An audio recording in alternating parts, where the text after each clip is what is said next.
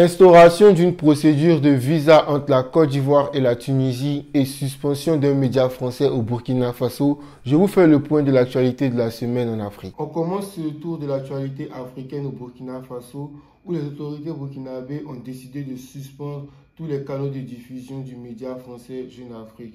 Le gouvernement burkinabé leur reproche la publication de 2 articles jugés fallacieux par la junte. Selon le gouvernement, ce genre de publications ont pour but de déstabiliser le Burkina Faso. De son côté, Jeune Afrique a affirmé contester cette suspension en affirmant que c'était une atteinte à la liberté d'expression. Cette suspension n'est pas du tout isolée au Burkina Faso. En effet, depuis plus d'1 an, le gouvernement burkinabé a suspendu plusieurs médias étrangers, notamment des médias français tels que LCL et le journal Le Monde, où il a suspendu et rapatrié 2 journalistes de ce média-là. La communauté internationale, de son côté, s'interroge sur la liberté d'expression et la liberté des médias au Burkina Faso. Actu numéro 2 en Côte d'Ivoire, le parti de l'ancien président Laurent Gbagbo a décidé de contester les élections sénatoriales et les élections locales qui se sont déroulées dans le courant du mois de septembre.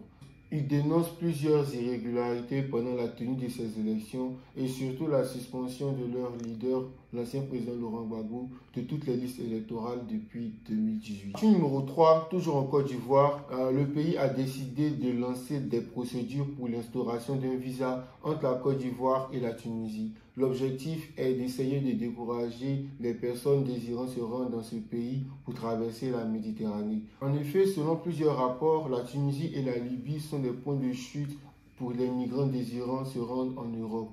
En instaurant ces procédures de visa, le gouvernement espère réduire la traversée des Ivoiriens qui sont estimés à plus de 12,6% des migrants. Actu numéro 4, toujours en parlant des migrants, l'ONU a affirmé cette semaine que le nombre de migrants morts ou portés disparus dans la Méditerranée cet été est 3 fois plus supérieur à celui de l'année dernière à la même période. On estime le nombre de migrants morts ou portés disparus en 2023 à plus de 2500 personnes. Actu numéro 5, une semaine après l'annonce par le président Emmanuel Macron du départ des troupes françaises et de l'ambassadeur français du Niger, le président de la transition, le général Tiani, a affirmé qu'il n'excluait pas un retour à des relations normales avec la France uniquement à ces conditions.